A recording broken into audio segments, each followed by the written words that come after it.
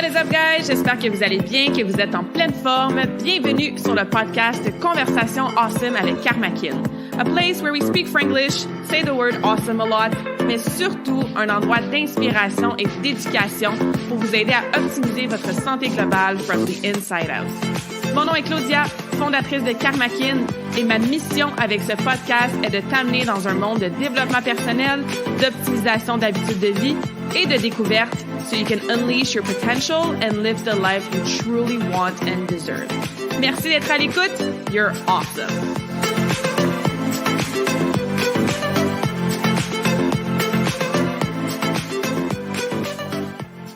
Bonjour tout le monde, bienvenue dans la nouvelle conversation awesome de la semaine. Bienvenue si c'est ta première fois sur le podcast et rebonjour, bienvenue si t'es ici à chaque semaine. Aujourd'hui, j'ai toute une invitée à vous présenter. Je suis vraiment excited de vous la faire découvrir si vous la connaissez pas. Mais j'imagine que la plupart d'entre vous, vous la connaissez déjà. C'est quelqu'un d'assez connu et j'étais tellement reconnaissante quand elle a accepté mon invitation. J'ai découvert une femme super terre à terre. On a bien ri pendant notre conversation. C'est quelqu'un que je suis sur les réseaux sociaux depuis longtemps et qui m'avait tout de suite attirée par sa drive, sa fougue, la créativité dans ce qu'elle fait, ses ambitions, le fait qu'elle a pas peur, elle a pas froid aux yeux, elle a pas peur de sortir un petit peu de la boîte avec des projets tout à fait originaux. Fait que bref, aujourd'hui, je te présente Lisanne Richard, qui est une plongeuse extrême, une plongeuse de haut vol. Elle a fait beaucoup de compétitions à l'international, mais au-delà de sa carrière de compétitrice, c'est quelqu'un qui a plongé, par exemple, en sautant d'une montgolfière, avec des feux d'artifice, des plongeons nocturnes, des plongeons genre ultra hauts, par exemple, en sautant du fort du Saguenay, ou plutôt dans le fort du Saguenay, dans des lacs gelés. Fait que c'est, comme je disais, quelqu'un qui a appris à utiliser son sport, sa passion pour le plongeon, mais de façon très originale et très créative. On va en parler aujourd'hui dans la conversation awesome. En dehors de ça, Lisanne est animatrice. Elle a participé à Big Brother. C'est une conférencière aussi. Elle a écrit un livre. Et en plus, maman de 3 enfants, ou comme elle dit, elle est maman de 1 adulte et de 2 enfants. Fait que juste en entendant mon introduction, j'imagine que vous pouvez voir dans votre tête quelqu'un de super occupé, qui a toujours plein de projets, plein d'ambitions, plein d'inspiration, qui a pas froid aux yeux, puis qui est vraiment go-getter, donc qui va vraiment au bout de ses rêves et qui va toujours plus haut. Fait que c'est pour ça que j'étais super reconnaissante de la recevoir. Il y a beaucoup de ces traits-là que moi, j'essaie de vivre au quotidien, évidemment, donc c'est super inspirant pour moi. Et comme je vous ai dit, j'ai rencontré une femme qui est super terre à terre, avec qui on a bien ri, quelqu'un que j'apprécie beaucoup aussi, puis que j'espère qu'on va pouvoir se rencontrer en vrai à un moment donné. Alors voilà, sans plus tarder, écoute, rien de mieux que de vous laisser dans la conversation directement pour découvrir cette belle personne inspirante. Évidemment, si vous avez des questions pour moi, pour Lisanne, n'hésitez pas à nous les envoyer. Partagez l'épisode avec quelqu'un que vous pensez que ça pourrait intéresser. Allez suivre Lisanne si vous la connaissez pas et si vous la suivez déjà pas sur les réseaux sociaux, vous allez voir et découvrir une personne, comme je disais, absolument awesome. Donc, sans plus tarder, bonne écoute! Alors, je suis très fébrile de présenter mon invité aujourd'hui. Super contente que tu sois là avec nous, Lisanne. Bienvenue sur le podcast Conversation Awesome. Comment ça va aujourd'hui? Ça va vite, mais ça va bien. Puis je suis très heureuse d'être invitée. Merci beaucoup pour ce privilège. Merci à toi. Tu dis que ça va vite. Je vais écrire quelques-uns de tes accomplissements et réussites sur ma feuille parce qu'il y en a tellement. Fait que pour mettre les gens un petit peu dans la situation, tu es une plongeuse extrême, plongeuse de haut vol qui est très décorée au niveau des médailles. Je pense que j'ai lu que tu étais celle qui avait eu le plus de médailles dans cette discipline-là au Canada. Donc, premièrement, félicitations pour ça. Mais tu es aussi personnalité publique. Tu es maman de 3 enfants. Ils ont quel âge tes enfants? Flavie, elle a 8 ans, mais bientôt 9. En novembre, elle va avoir 9 ans. Ellie, il a 13, mais en janvier, il va avoir 14. Puis Luca, il a 20, mais en décembre, il va avoir 21. Fait que le temps des fêtes commence bientôt chez nous. Oui, c'est ça. Donc, en plus d'être maman 3 fois, tu es aussi conférencière. Tu as ton livre aussi qui est biographique, qui se nomme Toujours plus haut. On va leur reparler de ta philosophie Toujours plus haut qui m'intéresse beaucoup. J'ai vu aussi que tu as développé des centres d'entraînement au Québec pour aider les athlètes justement à avoir accès à ces plateformes-là d'entraînement, ce que je trouve ça super cool comme action un peu pionnière aussi dans ton sport. Puis, tu as toutes sortes de défis que tu as atteints, des records. Pour en nommer quelques-uns, un que j'ai vraiment aimé, c'est plonger en 2 montgolfières, plonger dans le noir avec des feux d'artifice au fort du Saguenay avec des hauteurs de 22, 25, 26 mètres.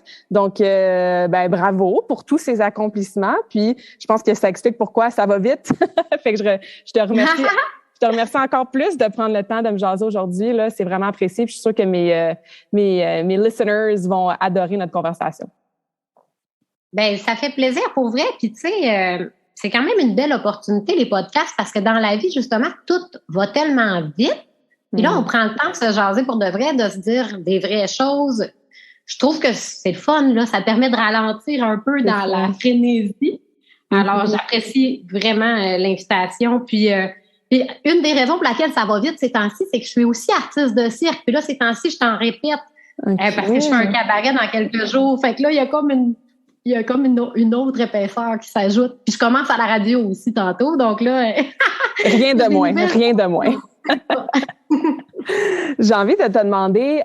Si on enlève tout ça, là, tous les exploits, le succès, les rôles ou les chapeaux aussi que tu portes, artiste de cirque, plongeuse, mère, tout ça, c'est toi, Lisanne, là, en dessous de tout ça, c'est qui, Lisanne? Qu'est-ce que tu aimes faire quand personne regarde ou quand tu sais que ça sera pas publié sur les réseaux sociaux ou à la télé? Mais je suis quand même constamment appelée par une quête de dépassement de mes propres limites. Il y a quelque chose intrinsèquement là qui... On dirait que moi, je peux pas juste décider d'aller nager. Là, va falloir que je nage le plus loin possible. Puis quand je pense que je suis à bout de souffle, je me mets à revenir. Ou... Je sais pas, tu sais, je suis attirée par aller toujours plus loin. Là. C'est pour ça que mon livre et ma conférence s'appelle Toujours plus haut. Fait que même quand je suis trop observée, on dirait que j'ai le goût d'être meilleure que moi-même. Là. Donc, je t'avoue que c'est épuisant, mais je suis de même. Est-ce que tu as toujours été comme ça depuis que tu es toute petite ou c'est quelque chose qui s'est développé avec le temps?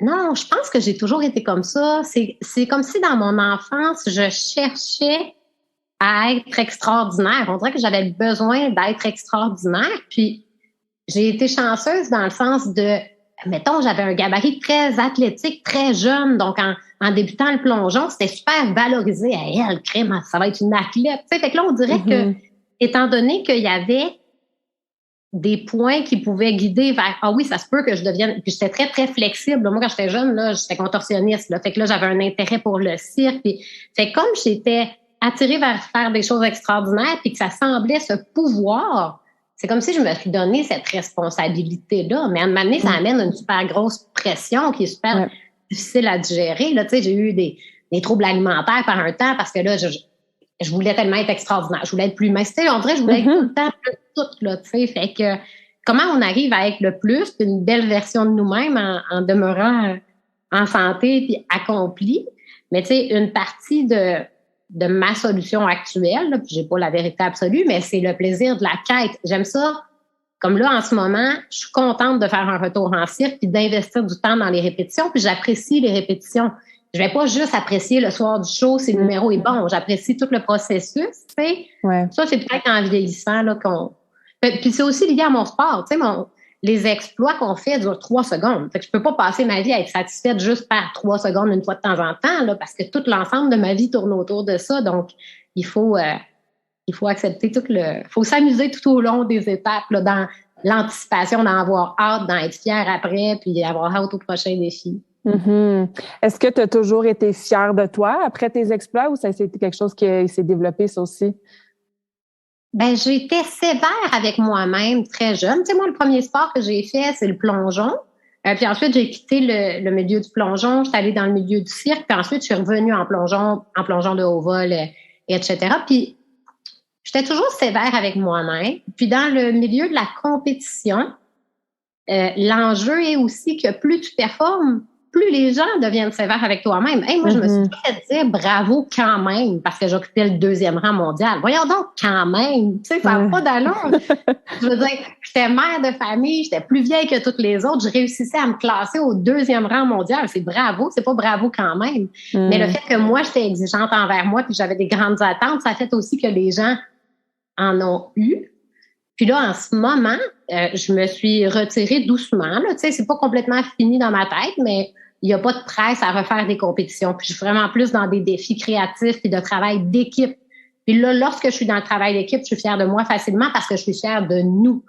Puis ça m'importe beaucoup plus que mon équipe soit fière, que chaque membre de mon équipe soit fier de lui. Ouais. Et là, moi, j'ai une fierté à voir ça, c'est qu'on est chacun fier et fier ensemble. Ça me satisfait au max.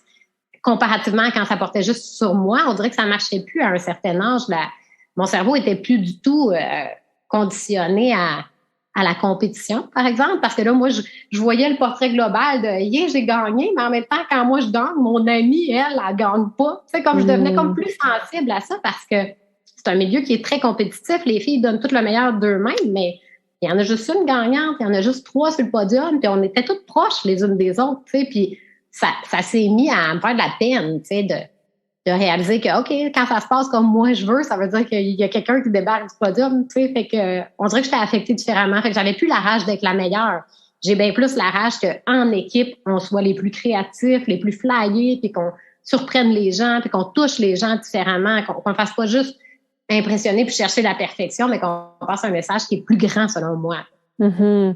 Puis ton message, c'est relié à ta philosophie qui est toujours plus haut, de repousser les limites, de pas avoir peur ou... Oui, mais j'aime beaucoup l'aspect de surprendre, puis j'aime vraiment, là, en ce moment, je suis vraiment plus positionnée à voir mon sport comme de l'art. Donc, tu sais, c'est de la créativité au niveau des images. Tu sais, j'ai Nico de Optique Vidéo là, qui me suit avec son drone de course. Là, c'est presque du synchro que je fais avec lui. Ah oui, c'est complètement fou. Mais là, on doit super bien travailler en équipe. Puis quand nous, on réussit ça, ce que lui arrive à produire, c'est incroyable. Là. Tu sais, c'est créatif, c'est visuel, puis c'est au-delà de l'exploit. Ce que je vois, c'est le travail d'équipe. Les photos aussi, récemment, j'ai sorti des photos là, qu'on a fait des plongeons avec des couleurs, des bombes de couleurs. Oui. C'est des véritables œuvres d'art. Tu sais. Le toujours plus haut, selon moi, il est rendu dans amener le sport autrement que du sport, l'amener justement à de l'art. Je trouve que c'est une étape supplémentaire, puis ça me touche davantage parce que dans mon âme, moi, je suis une fille qui aime le sport et qui aime la performance, mais quand on regarde nos fiches de personnalité, je suis 100 fois plus une artiste qu'une athlète, là, moi, là, tu sais, puis de là, mon bagage en cirque aussi qui revient maintenant, finalement. Fait que là, mon toujours plus haut, il est rendu toujours plus ensemble ou toujours plus créatif. Je sais pas, mais il y a toujours du toujours plus. Là. Ça, c'est sûr, j'essaie que ce soit plus que quelque chose. Est-ce que tu penses que d'approcher le sport de cette façon-là, avec la touche d'équipe, de créativité, même d'art, c'est plus sain pour l'athlète que, justement, performance, puis les médailles, puis l'entraînement, puis... Ouais, puis je trouve que, veux pas, je suis en train aussi... de me faire une belle carrière de post-compétition parce que je continue de trouver de la satisfaction de travail accompli puis de la valorisation autrement. Tu sais, on pense souvent là, les Olympiens puis tout ça quand ils prennent leur retraite à un moment donné, ils font donc je suis qui moi à part quand je gagne pas des médailles, là, je suis qui, tu sais. Mais moi j'ai l'impression que quand je gagne pas des médailles, j'offre encore plus d'images parce que là avec mon équipe on s'organise pour sortir plus souvent du contenu différent, qui parle davantage, puis tout ça. Fait que je trouve que je suis plus dans le donner que le recevoir. C'est mon but, c'est de donner à travers ça, dans le fond, tu sais. Puis moi, je trouve beaucoup plus d'équilibre quand je suis pas portée sur moi, mais plutôt sur ce que ça offre aux alentours là, de moi. Tu sais, même quand je compétitionnais, là, mes meilleurs compés, c'est quand je partais puis que mes objectifs n'étaient pas liés à moi. J'avais des objectifs techniques, évidemment, pour bien performer, mais je m'ajoutais des objectifs comme regarder l'épreuve des gars, encourager mon amie parce qu'elle va faire un nouveau plongeon. Ben là, on dirait que ça m'enlevait de la pression sur moi personnellement. Puis c'est là où je me sentais libre puis à l'aise puis j'arrivais à bien performer, tu sais. Fait que c'est ça, tu sais, quand on pense globalement, au lieu d'être tourné juste sur soi, on est mieux. Puis il y a ça aussi qui faisait que j'étais moins bien avec faire encore de la compétition à 40 ans dans un sport individuel. Je trouvais que c'était trop un mode de vie un petit peu plus étudiant, tu sais, où est-ce que c'est normal que tout soit porté vers toi. Mais là, en vieillissant, je suis plus rendue à redonner qu'à prendre, tu sais. Fait que j'aime ça, la façon qu'on est en train de créer parce que c'est sûr que je prends puis j'ai des bons alliés autour de moi qui m'aident beaucoup, mais je leur redonne aussi. C'est vraiment davantage un travail d'équipe qu'avant En tout cas, c'est comme ça que je me sens. Mm-hmm. Ouais, je pense qu'on évolue beaucoup à travers notre sport, surtout si on commence très, très jeune, que c'est le seul sport qu'on fait, que notre vie est dédiée à ça.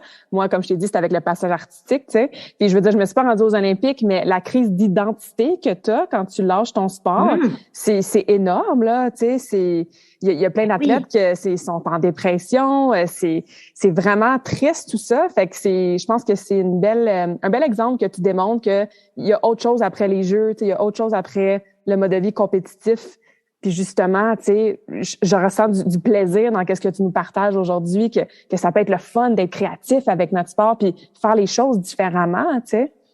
Ouais, là-dessus, ça me parle beaucoup. Puis je trouve que là-dessus, on a beaucoup plus de liberté, tu sais, puis c'est ça. Moi, c'était dans le cadre de la compétition, était un peu trop restrictif pour moi. Mais j'ai été capable un temps parce que je voyais tellement d'avantages, puis j'avais mes propres motivations à travers ça, mais je suis comme plus à l'aise dans OK, maintenant, on a tout appris ce qui se passe dans la boîte. Comment qu'on fait là pour sortir? Puis finalement, quand on sort, c'est infini. C'est ça. On peut trouver. Oui, parce que tu crées toi-même tes propres opportunités aussi quand tu sors de la boîte très, très cadrée du système de compétition. Puis c'est là qu'il y a l'infini puis la créativité qui s'en vient, là. Exact. Ouais. C'est quoi les prochains projets créatifs que tu aimerais mettre sur pied? Avec le plongeon ou le cirque? C'est ça. Là, mon défi, c'est de structurer quand est-ce que je fais quoi, tu sais, parce que là, moi, j'ai tout ça qui est prêt, mais là, je sais plus quand est-ce que je fais quoi. Mais je vois comme une urgence à la fois. Mais c'est sûr que mon rêve ultime en plongeon de haut vol, c'est mon plongeon de l'hélico que j'ai pas encore fait, puis je savoure le fait que je l'ai pas encore fait parce que je veux vraiment le faire dans le meilleur contexte. Tu sais, des démarches avancent. J'ai déjà des options que je pourrais le faire, mais je pense que tant qu'à le faire, il faut que ce soit grandiose. Fait que là, je cherche vraiment le meilleur contexte, le meilleur lieu, la façon que ce soit le plus visible par le plus de gens possible, puis tout ça. Fait que ça se peut que ce soit l'an prochain, ça se peut que ce soit dans 2 ans, c'est correct. C'est ça mijote. Mais sinon, je continue à plonger, c'est sûr, puis on continue à s'amuser. Là, je rêve de faire des trucs avec un sous de LED, puis d'avoir mon équipe dans l'eau aussi qui porte du LED, puis vraiment aller chercher des images. Mais sinon, il y a des beaux plongeons qui s'en viennent aussi juste avec des vrais vêtements, tu sais, comme les poses dans les airs vont être super belles. Il y a plein de... Je suis toujours stimulée, puis je suis les envies de mon équipe aussi, tu sais, comme j'ai un photographe avec qui je travaille qui dit « Ah ouais, tel projet, ça serait cool. » Fait que là, let's go, on le fait ensemble. Mais sinon, je monte des nouvelles conférences. Mes conférences vont super bien, puis c'est le fun, puis il y a un côté créatif là-dedans. Mais là, j'ai envie de continuer puis de pousser un peu plus pour en avoir plus de différentes conférences à offrir parce que il y a quelque chose de le fun à pouvoir atteindre le même public plus d'une fois aussi. Il y a des beaux corpos que j'ai faits ou des beaux événements que j'ai faits que j'aimerais refaire. Fait que là, je me dis, OK, je trouve de quoi de meilleur que la dernière fois. Il y a du travail à faire là-dessus. J'ai des projets en télé aussi, puis justement, là, je débute en radio. Fait que, tu sais, puis je retourne en cirque. J'ai décidé que je retournais en cirque. Ça, c'est comme tout nouveau dans ma vie. Mais là, j'ai réalisé que, OK, je suis peut-être capable de faire un petit peu de place à ça. Puis, ça me fait du bien, tu sais. Fait que, puis je dis pas non à aucun défi. Là. Je vais faire un événement de lutte au mois de mars. Tu sais, comme j'ai goût d'apprendre des affaires encore. Là. Je suis chanceuse parce que j'ai de plus en plus d'opportunités. Puis, mettons, il y a aussi un côté image publique, on se le cachera pas parce que, tu sais, pour pouvoir avoir des projets télé, il faut que le monde te connaisse un peu, tu as plus de chances d'avoir des projets qui se développent ou des opportunités radio, puis tout ça, mais dans mon branding, si on peut dire, j'ai comme réalisé que les gens me voient comme une fille qui fait un paquet d'affaires. Fait que, après, je me suis dit, crime, c'est vrai, fait que tant qu'à y être, aussi bien l'utiliser, tu sais, parce que là, il faut comme casser un peu l'image de, Lisanne, c'est la plongeuse de haut vol. Oui, mais tu sais, je peux faire autre chose aussi. Puis ça me permet de préparer la suite parce que là, j'ai 41 ans. Donc, tu sais, je veux faire du haut vol longtemps. J'ai envie d'en faire encore à 60 ans. Mais justement, si je veux en faire encore à 60 ans, je peux pas faire juste ça là, pendant les 19 prochaines années.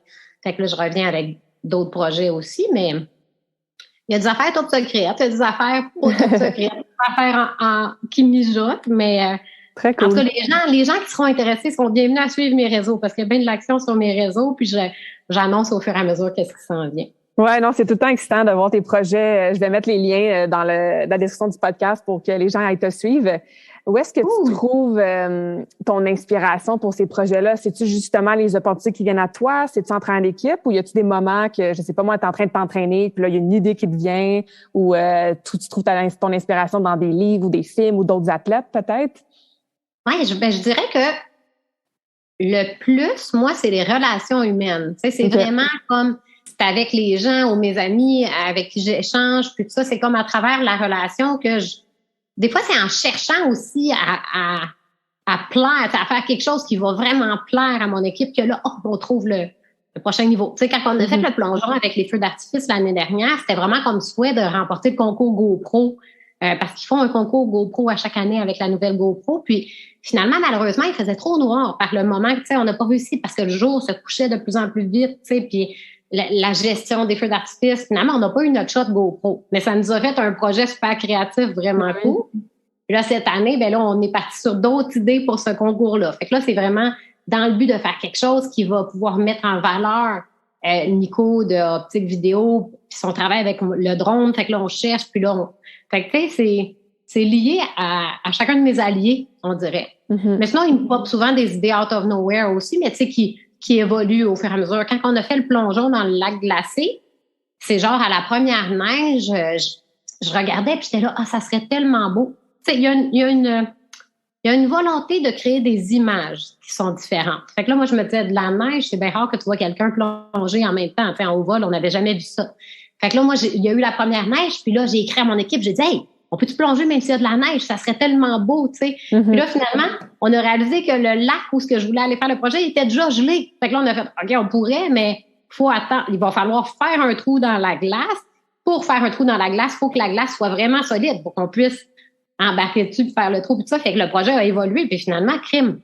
On a fait le plongeon dans le lac glacé, mais il a vraiment fallu enlever des cubes de 3-4 pieds de haut, là, des gros cubes de glace. C'est une évolution d'idées. Tu sais, c'est un flash, l'échange. Et à chaque fois qu'on échange avec mon équipe, puis moi, tout seul dans ma tête, une fois qu'on a trouvé quelque chose, je trouve toujours le moyen de me surprendre puis de faire, OK, comment on ajoute une épaisseur? Tu sais, le plongeon des montgolfières, j'avais le projet de faire le plongeon de la montgolfière depuis longtemps. Puis là, une fois que ce projet-là a été approuvé, là, c'était comme si c'était plus assez satisfaisant, il fallait upgrader. Et puis là, j'ai eu l'idée on a eu l'idée en équipe de le faire à 2 montgolfières, à 2, c'est les pilotes de montgolfières qui ont été incroyables, là, pour vrai, là, Richard et Jacob, là, ça n'avait pas d'allure, mais tu sais, puis avec Yves, on s'est dit, OK, let's go, on le fait en synchro, tu sais. On est allé au-delà du projet initial, puis c'est ce qui pousse un petit peu une coche supplémentaire, là, tu sais, c'est d'être, on est à l'écoute de toutes les idées, on a un plan, puis d'habitude, quelques jours avant le jour J, on upgrade le plan. Une fois qu'on est en paix, qu'on fait OK, ça se fait, là, on veut encore plus sortir de notre zone de confort. Pourquoi pas, tu sais, tant qu'à déjà être là, ben. C'est ça. C'est comme naturel. Mais ça se fait tout seul dans mon cheminement de pensée. C'est tout le temps de même. Fait que ça, je pense que je suis chanceuse de ça, là, vraiment, là, tu sais, que ce soit naturel pour moi, parce que c'est demandant, là, après, être obligé d'assumer ces choix-là, mais ils partent de, tu sais, c'est en moi d'avoir besoin de ça, donc. C'est ça. Ouais. Est-ce que tu as peur des fois? As-tu des doutes? Comment tu vaincres un peu le risque que des fois ces projets-là peuvent amener? Ben, je dirais que les plus grosses peurs que j'ai eues, là, mettons, là, c'est plus le circuit de compétition devenait complet, plus il y avait des départs fréquents, puis tout ça, là, à un moment donné, je me suis mis à avoir peur de ne pas me sentir accomplie dans mon rôle de maman parce que là, c'était trop, tu sais. Puis la solution, ça a été de vraiment réfléchir puis de réaliser que effectivement, là, tu sais, comme moi, j'ai besoin de me sentir accomplie dans mon rôle de maman, puis j'ai besoin de me sentir accomplie en tant qu'athlète. Puis pendant un certain temps, c'était possible à travers les compés parce que je revenais en chaque compé. Tu sais, il y a plein d'autres qui pensent que j'étais une mère ultra pas présente, mais c'est pas le cas, là. C'est juste que je me cassais la tête en tabarouette parce que s'il y avait 2 compés en Europe, 2 week-ends de suite, je revenais quand même 2 jours pour faire mon lavage, pour voir mes enfants, tu sais. Mais éventuellement, plus il y avait de compés, puis plus aussi je vieillissais, puis ça me demandait plus de fréquence d'entraînement, puis tout ça pour rester compétitive. Là, je me suis dit, OK, tu sais, j'ai eu la peur de est-ce que je suis encore capable de me sentir accomplie dans mon rôle de mère? Puis comme la réponse a été non, fait que l'option, ça a été de changer, tu sais. Mais sinon, à travers les projets, des fois, on a peur que ça fonctionne pas. Tu sais, des fois, ça dépend de tellement de conditions. Tu sais, comme par exemple, les montgolfières, ça nous prenait des conditions météo pas seulement excellente, mais précise. On devait avoir la bonne direction, la bonne vitesse des vents pour nous amener au bon endroit. Tu sais. À un moment donné, on a eu peur que ça marche pas. Mais quand ça s'est passé, je suis devenue encore plus attachée au projet. Parce que là, il comportait une étape supplémentaire. Tu sais, comme, puis l'accomplissement était encore plus attachant. Tu sais, le fait que ça a passé proche de pas marcher. Fait que, puis éventuellement, aussi cette année, là, j'ai eu un petit accident au 10 mètres. Puis par après, j'ai réalisé que j'avais pas assez peur au 10 mètres. C'est comme si je respectais plus le danger du 10 mètres. C'est pour ça que j'ai eu mon accident, parce que c'est une erreur banale, mais tout ça, ça me porte à réflexion de crime. La peur est une alliée. Là. On veut être brave. Moi, j'ai le goût d'être brave. C'est toujours comme... On dirait que une de mes motivations, c'est de sentir que je suis quelqu'un de courageux. Je veux être courageuse. Fait que je suis reconnaissante d'avoir peur parce que ça me permet d'être brave. Et en même temps, la peur me maintient en sécurité. Parce que là, lorsque je respecte plus le danger, je me suis jamais plantée au high dive comme je me suis plantée au 10 mètres parce que je respecte le danger du high dive, qui est 20 mètres et plus. Fait qu'aux Olympiques, sur à 10 mètres, c'est déjà très haut, mais on percute l'eau là, de façon vraiment... Ça tape vraiment plus fort, nous, parce qu'on est vraiment plus rapide, parce que la vitesse de l'accélération est exponentielle. Donc, on cogne vraiment fort dans l'eau. Fait qu'il y a presque pas de pardon au vol comparativement aux 10 mètres. Mais 10 mètres aussi, il faut se rappeler que c'est rough. C'est comme si moi, je fais tout le temps 20, c'est pas grave. Fait que c'est ça. Mais je dirais qu'en général, quand j'ai peur, je réfléchis à pourquoi j'ai peur. Est-ce que je dois faire des choix puis changer la situation? Est-ce que c'est vraiment une peur qui porte sur des valeurs puis tout ça? Ou est-ce que la peur, elle est juste là pour s'assurer que je sois prudente puis que j'apprécie le cheminement? Fait que...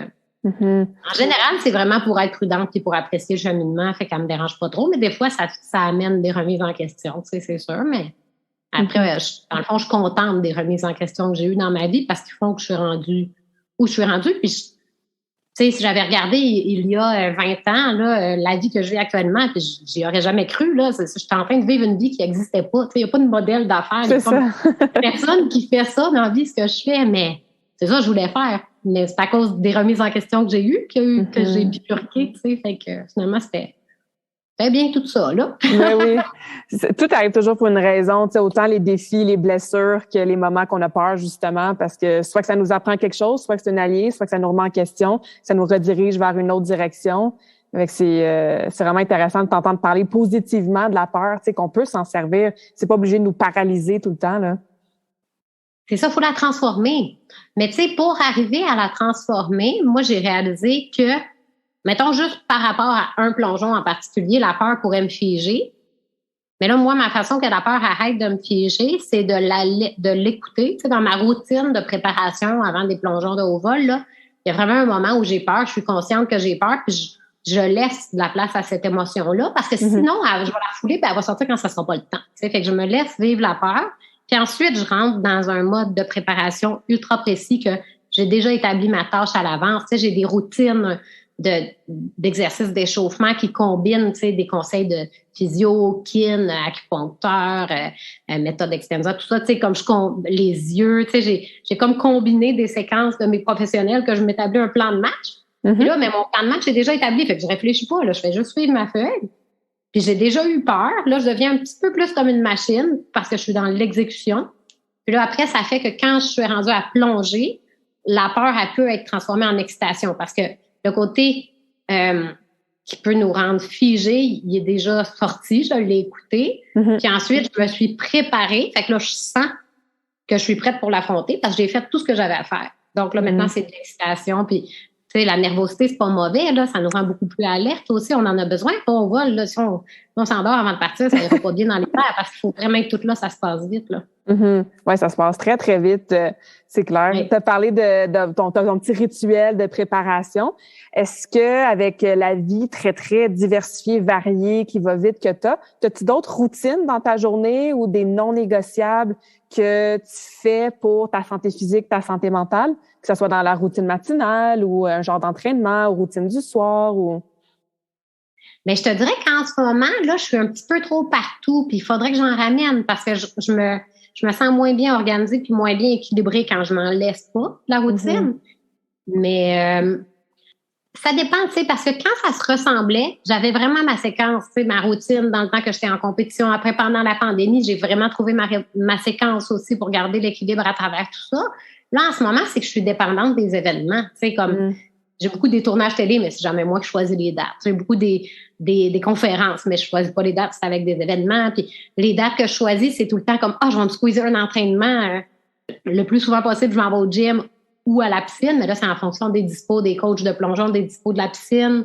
Ben là, je priorise plongeon parce que j'en ai moins qui fit à mon horaire, puis là, après, je vais au gym. Mais tu sais, je dirais dans ma routine, l'essentiel, c'est de m'entraîner à tous les jours. Sauf que, tu sais, j'arrive pas toujours à faire un gros programme au gym, là. Si j'ai eu une journée vraiment chargée puis qui était remplie de A à Z, ben, je vais aller faire un petit jogging le soir, là, tu sais. Puis c'est juste ça. On dirait que moi, ça me permet de sentir que j'ai pris un temps pour moi, puis ça me permet surtout de pas décrocher. Parce qu'on dirait que si ça fait trop longtemps que je me suis pas entraînée, là, je perds comme confiance en moi que je suis une athlète puis que je suis en forme. Puis là, c'est plus facile de partir n'importe, tu sais, ou même bien s'alimenter, mais c'est beaucoup plus facile pour moi quand j'ai une rigueur à l'entraînement, tu sais, de garder un mode de vie qui a une rigueur.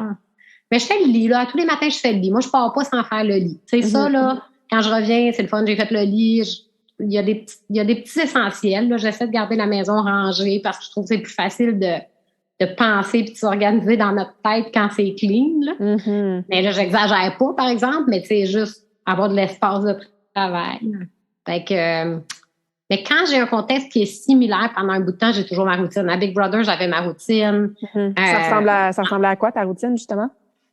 Ben, je méditais à tous les jours à Big Brother. Moi, j'aime ça méditer. Mais tu vois, là, je suis comme dans le pattern de je trouve que j'ai pas le temps de méditer, fait que je médite pas, mais dans le fond, si je méditais, probablement que je trouverais que j'ai plus de temps, là, tu sais, parce qu'on devient plus étourdi, là, quand ça va bien. Mais c'est correct aussi, des fois, de prendre du recul sur certaines choses, puis qu'après, quand on recommence, tu sais, on apprécie. Mais, fait qu'à Big Brother, je méditais à tous les jours, je prenais mon matcha. Tu sais, ça faisait partie de ma routine. Moi, je sortais dehors boire mon matcha. Fait que là, j'avais un petit moment dehors, j'avais un petit moment souvent de solitude parce que je me levais quand même assez tôt. Le matcha, je m'entraînais à tout. Ben, j'avais une routine d'entraînement en fonction de la routine qu'on avait dans la maison parce qu'il y a des jours où il y avait des challenges, des choses comme ça. Mais tu sais, je suis arrivée avec une belle organisation. Puis ça, moi, ça m'a permis de me sentir connectée au monde extérieur parce que c'était un gros défi, là. Mais tu sais, au moins, moi, je suivais les plans que j'avais faits avec mes entraîneurs. Tu sais, fait que je me sentais encore connectée parce que c'est comme si j'entendais encore leurs conseils dans ma tête et tout. Puis, ça m'a permis de rester occupée. Parce qu'il y a du monde qui trouvait qu'il n'y avait rien à faire. Moi, j'étais débordée. J'étais tout le temps occupée. Parce que je m'étais mis dans ma routine aussi des tâches ménagères, cuisiner. Tu sais, ça faisait partie de mon... Fait que j'étais jamais assise à veger. Vraiment pas. Là, des fois, il fallait que je me force pour le faire parce que, tu sais, c'était quand même... Ça faisait partie de l'aventure. Puis il fallait aussi être là puis entendre les discussions puis échanger avec les gens que j'appréciais. Mais j'avais plus tendance à échanger avec le monde qui allait au gym que le monde qui s'assisait sur le divan. Ah, c'est clair, c'est clair. T'as mentionné que bon, t'as comme créé une vie qui n'existait pas, tu sais, qu'il n'y avait pas vraiment de role model ou d'artistes ou d'athlètes qui ont fait un peu ce que tu faisais. C'est qui les personnes qui ont été le plus influentes dans ta vie, qui t'ont inspiré, qui ont cru en toi, qui t'ont poussé peut-être positivement à créer cette vie-là qui n'existait pas tant? C'est une bonne question. Mais il y a beaucoup de mes alliés, entre autres mon entraîneur Stéphane Lapointe, lui, il capotait ce gars-là. Tu sais, c'est l'entraîneur en chef à Camo Plongeon. Puis on s'est connus là en 2004, on a fait des shows de plongeon. Moi, je faisais du cirque, lui faisait du plongeon, on était au Japon, on s'est connus là-bas. Puis là, après, quand j'ai décidé que je m'en venais vers le plongeon de haut vol, j'ai été invitée aux premières compés sans m'entraîner dans un club ni rien. Là. Ça faisait 20 ans que j'avais pas fait de plongeon. Puis là, lui, il m'a dit, viens t'entraîner à Camo. Tu sais. Il m'a incité à le faire, puis tout ça. Puis ensuite, il a été mon entraîneur pendant mes années de compétition aussi. Puis c'est vraiment ensemble qu'on a développé c'était quoi le plongeon de haut vol au pays. Parce que personne qui participait au compé, il n'y avait pas de plateforme. Moi, j'ai tout fait les démarches et tout. Mais tu sais, il a foncé dans cette aventure-là avec moi. Puis on a pris notre expérience ensemble. Puis maintenant que moi, je fais la transition vers mes autres projets, il est toujours là pour me conseiller. Tu sais, lui, maintenant, il est l'entraîneur de l'équipe nationale de plongeon de haut vol parce que maintenant, on a une équipe. À cause de tout le travail qui a été fait en amont, tu sais, c'est formidable. Wow. Puis il peut pas être sur le terrain avec moi, mais quand même, à toutes les fois que je plonge, que je fais mes projets, j'envoie des vidéos, on correspond, on se laisse des messages vocaux. Puis il est toujours il est toujours willing, tu sais, puis il y a vraiment une façon intelligente de réfléchir, ce qui fait que même quand on s'en va dans le créatif, lui, il décortique. Tu sais, j'ai plongé récemment avec des torches en feu. Il y avait vraiment une analyse à faire de où je mets mes bras dans les airs. Il m'a filmé au ralenti, on a analysé, tu sais. Fait que c'est sûr que Stéphane Lapointe, il est quand même vraiment quelqu'un d'important dans ce cheminement-là. Puis il a toujours été compréhensif de ma réalité familiale. Moi, je pouvais prendre beaucoup moins d'heures d'entraînement que les autres athlètes, là, même de plongeon régulier, parce que dans le temps, c'était ça le comparatif. Mm-hmm. Mais tu sais, il était toujours compréhensif. Puis aussi de ma situation de je devais travailler en même temps, comparativement aux autres athlètes qui étaient pour la plupart brevetés, tu sais, parce que le haut vol n'était pas encore subventionné. Fait que, puis quand je pars sur des projets, il est tout le temps, let's go. Hey, lui, là, il tripe sur Big Brother. Fait que là, quand il a su que j'allais faire Big Brother, il y avait plein de conseils, tu sais. Fait que, ça, c'est une personne qui est quand même clé et modèle dans ma vie. Mais sinon, ça dépend des domaines. Tu sais, il y a des conférenciers que j'admire, puis que il y a des aventuriers que j'ai comme des modèles dans différents domaines. Tu sais, il y a des artistes de cirque que j'admire. Il y avait des plongeuses, justement, que j'admirais avant de rejoindre le circuit. Fait que, mais ce que j'ai de la chance, c'est que les gens pour qui j'ai le plus d'admiration, je les connais, je les côtoie, puis on est attachés un à l'autre. Tu sais, c'est des amis, c'est des alliés, tu sais. Mm-hmm. Ça, je trouve que c'est un privilège dans le sens de, étant donné que ce que je fais à plusieurs niveaux n'existait pas, puis ensuite, les choses qui existaient déjà, évidemment, je ne suis pas la première personne à faire des conférences, tu sais, mais c'est sûr que la mienne, c'est moi qui l'ai fait, parce que c'est moi qui l'ai monté à mon image, mais tu sais, il y a personne qui fait exactement les combinaisons des choses que je fais. C'est personne qui fait du cirque et du plongeon et des conférences. Et après, il y a personne qui fait ce que toi tu fais non plus. Tu sais, il y a personne qui fait ce que personne fait. On est tous uniques. C'est ça. Et ça fait que j'ai choisi j'ai des modèles autour de moi, puis j'ai des alliés. Puis, étant donné que tout ça est assez autonome, j'ai pas de boss, moi, j'ai pas une équipe imposée, j'ai pas genre de collègues de travail avec qui ça fonctionne pas. Tout le monde qui gravite autour de moi, on s'est choisi. Tu sais, mon physio qui est écœurant, Dominique Labelle, on s'est choisi. Tu sais, on a le privilège, les deux, de travailler ensemble. Valérie, mon acupuncteur, tu sais, j'ai la chance d'avoir choisi les gens autour de moi, puis j'ai l'énorme chance que les gens autour de moi m'ont choisi. Ça fait que je me sens bien, tu sais, je me sens appréciée, puis je me sens privilégiée parce que les gens que j'ai choisis puis pour qui j'ai un grand respect m'ont choisi, tu sais, fait que c'est vraiment beau tout ça, là. Puis tout ça, c'est à cause qu'il n'y avait pas de structure déjà existante. Moi, il a fallu que je trouve mes professionnels de la santé qui allaient embarquer avec moi, puis il a fallu... Fait que ça, mon équipe de gérance, tu sais, on s'est tous choisis. Puis je connais personne, tu sais, dans mes amis qui ont mon âge, puis tout ça, des fois, il y en a il y a certains avantages que je me dis, crème, c'est le fun, eux autres, c'est rendu vraiment seté, ils savent c'est quand leurs vacances, fonds de pension, tout est seté, tu sais. Mais en même temps, eux autres, ils ont toutes aussi une partie de leur vie qu'ils n'ont pas choisie. Je connais presque personne qui a tout choisi sa vie, tu sais. Puis je trouve que je suis clairement vraiment avantagée de ça, là. Tu sais, puis si justement, il y a quelque chose qui me plaît pas, il y a quelque chose dans un projet qui me plaît pas, je peux pas en vouloir à personne d'autre que moi. C'est tout le temps moi qui me met dans mes situations. C'est ça. Faut que je m'assume. Ouais, tu te responsabilises avec tes propres actions, puis tes décisions, puis tes choix, puis tout ça. Vraiment. Mm-hmm. Puis là, c'est sûr qu'il y a plein de gens qui te regardent, puis toi, tu es devenu le modèle pour ces personnes-là, pour les prochaines générations. Qu'est-ce que tu as envie de leur dire ou de leur léguer, justement, comme message ou comme philosophie? C'est vraiment une bonne question. Mais je pense qu'une des affaires qui est à préciser, tu sais, tantôt, je disais, j'avais un gabarit athlétique. Fait que là, je me faisais dire, tu devrais devenir une athlète. Puis tout ça, mais pour moi, là, j'ai jamais été dans les bolets. J'ai tout le temps été correcte, mais parce que je travaillais fort. Dans tout, tu sais, à l'école, j'avais des bonnes notes, mais j'étais vraiment travaillante. Je faisais des devoirs, là, tu sais, je m'impliquais beaucoup dans le sport. Tu sais, je suis pas celle qui gagnait facilement, là. Quand je gagnais, c'est parce que je travaillais tellement fort. En cirque, quand je suis arrivée en cirque au début, là, j'étais sûre que c'était pas ma place. Je pleurais tout le temps. Je me sentais pas à ma place. Mais dans le fond, le fait que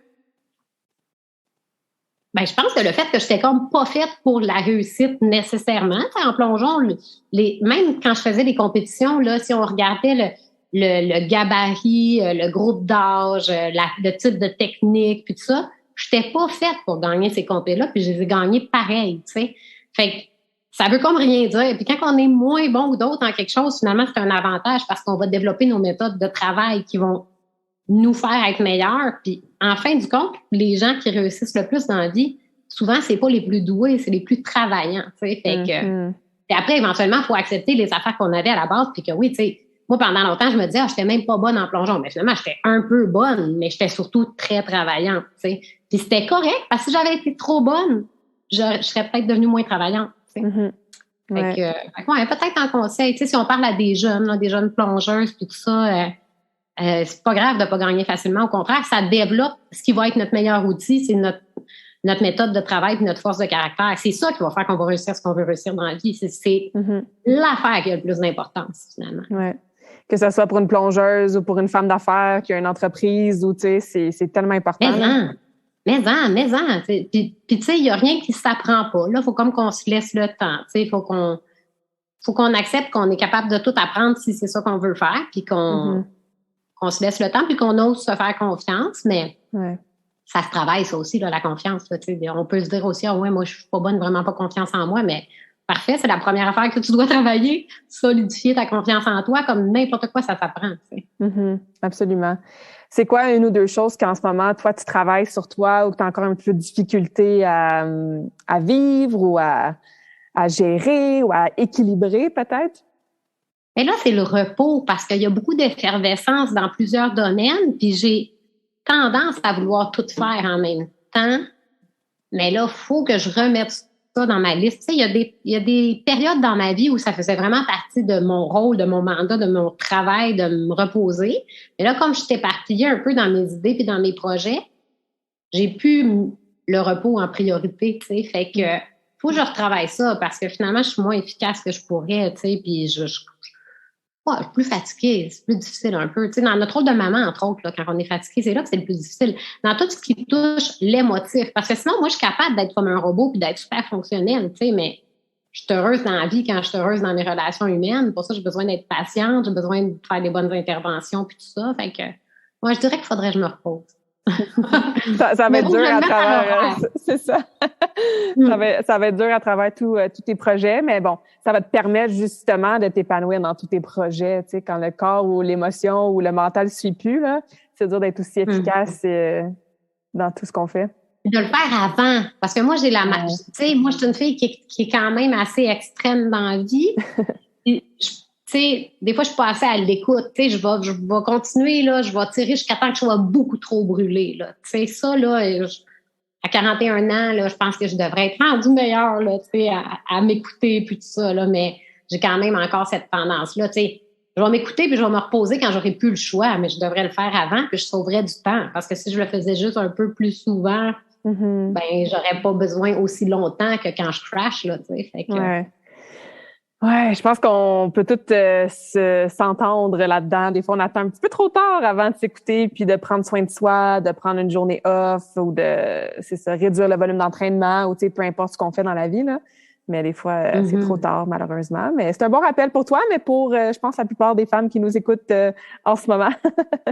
Ouais, puis les femmes, on en met beaucoup sur nos épaules aussi. Tu sais, ben, je veux dire, tout le monde, le rôle de la famille a changé aussi, mais tu sais, on a tendance à se mettre beaucoup de pression là, sur toutes les charges qu'on prend auprès des enfants, auprès de l'éducation, auprès de la maison propre, n'importe quoi. Là, fait que, puis on a toutes les charges professionnelles aussi. On souhaite être tellement dans la réussite. On se met vraiment une pression de performance à tous les aspects de notre vie. Fait qu'on devrait s'en mettre sur le 7 heures de sommeil aussi.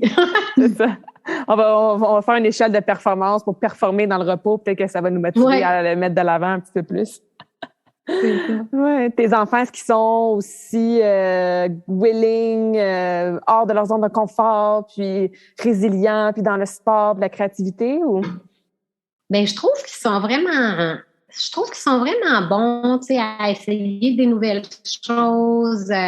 Comme Ellie, là, récemment, là, il s'est mis à jouer au basket, tu sais, puis Ellie n'est pas très grand, là, dans la génétique, on n'est pas super grand chez nous, mais tu sais, il est vite, puis il adore ça, tu sais.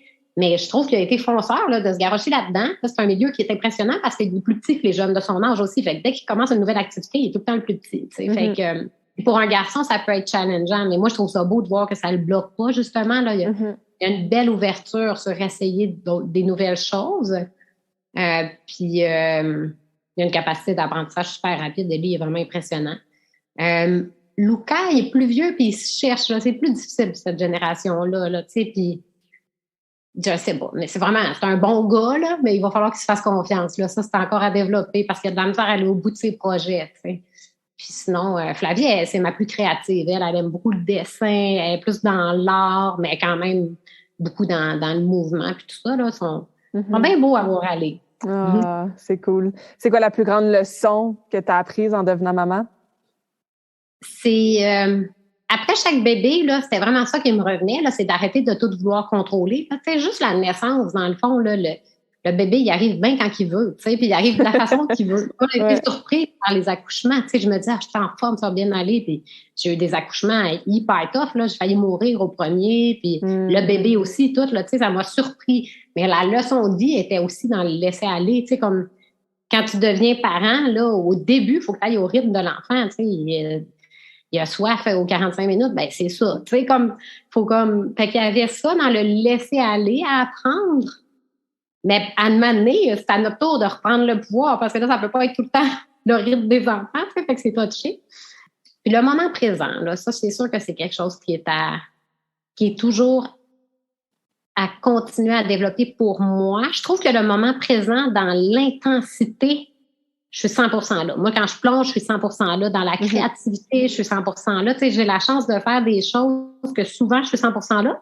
Mais dans mon temps avec les enfants, des fois, j'aimerais mieux être plus 100% là.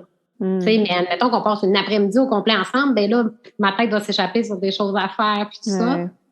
Fait que ça, j'ai ça au niveau de la sagesse, à être capable d'amener partout. Parce qu'il y a des moments que je suis capable d'être 100% dans le moment présent, mais il y a d'autres moments que non. T'sais. Fait que ça, c'est un travail à faire. Hein. On continue. Mais tu sais, je suis sûre que je disais la même affaire il y a 15 ans. Là, fait que je sais même pas quand est-ce que je vais apprendre.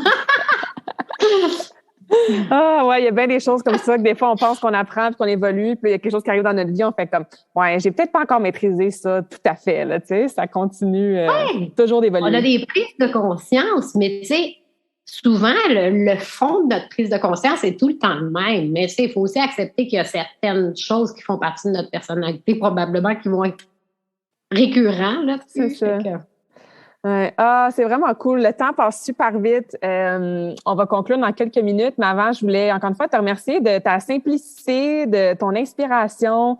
Je suis certaine qu'on va continuer d'inspirer beaucoup de gens à travers ton parcours puis cette conversation-là. Est-ce qu'il y a autre chose que tu voulais nous partager aujourd'hui avant qu'on termine ou?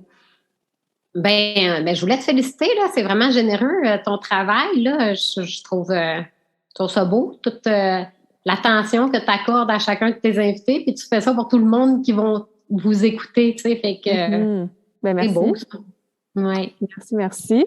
Fait que comme j'ai dit, je vais mettre ton site web dans les notes, les réseaux sociaux. Je vous invite les gens à aller suivre Lisanne. Comme vous l'entendez, il va y avoir plein de projets qui vont continuer. Donc, on va pouvoir te suivre à travers tout ça sur tes réseaux sociaux. Si jamais on veut booker une conférence aussi avec toi, ben on peut trouver ça sur ton site Internet aussi. Et il y a ton livre aussi que, bon, j'invite les gens à aller se procurer pour continuer l'inspiration d'aujourd'hui. Puis, je finis toujours mes entrevues avec la même question pour mes invités. Est-ce que tu as une citation préférée? Ça serait laquelle et pourquoi? Ben, il y a beaucoup de toujours plus haut, je pense, là, qui revient tout le temps dans ma vie, mais c'est vraiment pour l'appréciation de la quête. C'est comme d'apprécier ce moment-là. Là. Puis, tu sais, quand on se donne des objectifs, ça nous fait aller vers quelque part. Même si à la fin, c'est pas l'objectif qu'on avait, qu'on atteint, on a bougé, tu sais, puis on a évolué, puis on était en quête, tu sais. Puis la plupart des gens qui sont malheureux dans leur vie, c'est parce qu'ils savent pas où ils s'en vont. Tu sais, comme, fait que de toujours savoir où on s'en va, même si on n'est pas certain, de toujours aller vers quelque part. Moi, ça me motive. Puis je pense que c'est pour ça que j'ai toujours mis dans un projet, parce que peut-être que j'ai peur de pas en avoir. Fait que je les attrape tous parce que je suis toujours en train de m'en aller à quelque part, tu sais. Mais c'est ça. Fait que cette espèce de passion pour la quête, là, moi, ça me parle beaucoup. Donc, la phrase toujours plus haut me parle. C'est sûr qu'il y a un lien direct aussi avec mon sport qui est lié à la hauteur, mais tu sais, ça me parle au-delà de ça, là, tu sais. Ça peut être toujours plus haut en tant qu'individu, tu sais, d'être une meilleure personne dans nos relations humaines. C'est pas juste dans la performance, là, dans le fond. Là. C'est juste d'évoluer. C'est ça, l'évolution. Ah, ben génial. On va te souhaiter de toujours aller plus haut, puis on va te suivre avec beaucoup d'admiration. Encore une fois, merci Lisanne pour ta générosité aujourd'hui. Je me sens vraiment privilégiée d'avoir eu ce moment-là avec toi. Puis les gens qui sont à l'écoute, si vous voulez nous donner votre feedback, commentaires, questions pour moi et Lisanne, ben ça va nous faire plaisir aussi. Oui, merci beaucoup. Tout le monde est bienvenu à communiquer avec moi là sur les réseaux sociaux et tout. Là, moi, ça me fait plaisir. L'affaire que j'aime le plus dans la vie, c'est le monde. Fait que n'hésitez pas de me montrer que vous êtes du bon monde. Génial. Merci, Lisanne. Merci. J'espère que cette conversation awesome t'a inspiré. Et d'ailleurs, I would love to hear back from you. Rejoins Karmakin sur les réseaux sociaux and tag me in a post pour partager ce que tu retiens de cet épisode. Je serais vraiment grateful aussi si tu pouvais me laisser un rating and review pour le podcast. Ça me permet d'avoir un impact positif sur plus de gens comme toi. Merci beaucoup d'avoir été à l'écoute and until next time, je te souhaite une journée awesome.